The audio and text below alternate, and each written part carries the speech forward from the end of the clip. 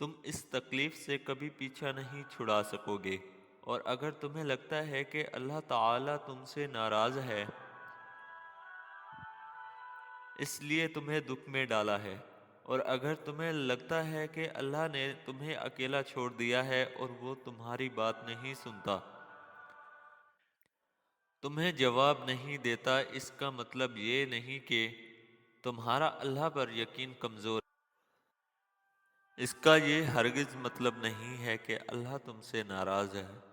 تو سنو، اللہ پاک قرآن میں فرماتے ہیں کہ آپ کے رب نے نہ آپ کو چھوڑا ہے اور نہ ہی وہ ناراض ہوا ہے، اور اگر کوئی شخص اللہ پر توکل کرے گا تو اللہ اسے کافی ہوگا۔ ایک اور جگہ اللہ پاک فرماتے ہیں، جو کچھ تم سے لیا گیا ہے اس سے بہتر تم کو وہ عطا فرمائے گا۔ تو یاد رکھے کہ ایک تدبیر انسان کرتا ہے اور ایک تدبیر رب کرتا ہے، اور دونوں کی تدبیر میں اتنا ہی فرق ہے کہ جتنا کہ دونوں کی حیثیت میں ایک ذات، اور دوسرا ہاتھ خاک کی لاکھ تدبیریں بھی ذات کے ایک کن کا مقابلہ نہیں کر سکتی۔ تو مایوس کیوں ہوتے ہو؟ وہ ہے خالق غم کا بھی اور خوشیوں کا بھی۔ جب اللہ نے کہہ دیا کہ میرے حکم کے بغیر ایک پتا بھی نہیں ہل سکتا، تو کیا یہ غم جو تمہاری زندگی میں ہے اس کا علم رب کو نہیں ہوگا؟ مجھے یوں نہ اکثر اللہ پر بہت پیار آتا ہے جب وہ کہتا ہے، انسان بتا تجھے کس چیز سے رب کی رحمت سے مایوس کر رکھا ہے؟ تو مجھے میرے اللہ کے انداز کلام پر باری نثار ہونے کو جی کرتا ہے۔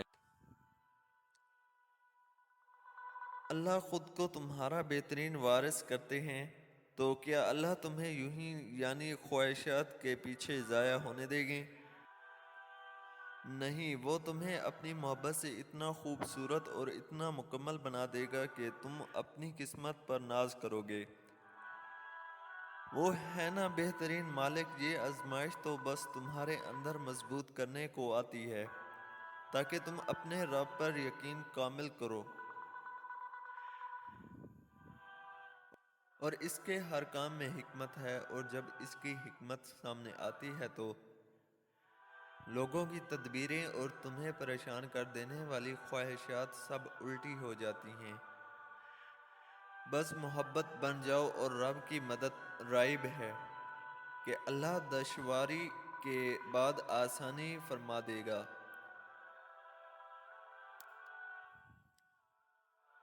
غم نہ کرو کہ بے شک اللہ ہمارے ساتھ ہے۔ تو کیسے کوئی غم باقی رہ سکتا ہے جب اللہ کہہ رہا ہو نا کہ میں ساتھ ہوں، اور اللہ کا ساتھ ہونا تو پھر ہر اس چیز سے بڑی بات ہے۔ اور صبر کرنے لگتے ہو، اور جب انسان کو صبر آنے لگتا ہے تو اللہ کا پسندیدہ ہو جاتا ہے، کیونکہ اللہ تو صبر کرنے والوں کو پسند کرتا ہے، اور پسندیدہ چیزوں کو بے سہارا کون چھوڑتا ہے؟ اور جس کو اللہ تھام لے اسے دنیا کی کوئی طاقت نہیں توڑ سکتی۔ ہمیشہ ایسی زندگی بسر کریں کہ دیکھنے والے تمہارے دیدار پر افسوس کرنے کی بجائے تمہارے صبر پر رشک کریں۔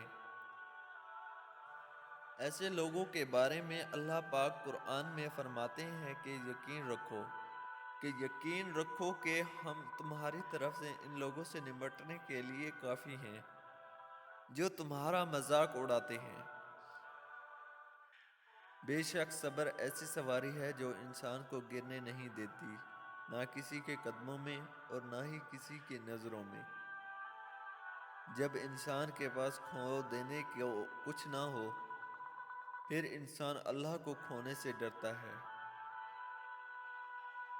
تو پس اللہ کے قریب تر ہو جاتا ہے اور صبر کا دامن پکڑتا چلا جاتا ہے، کیونکہ اسے اس بات پر یقین ہوتا ہے کہ اللہ پاک قرآن میں فرماتے ہیں،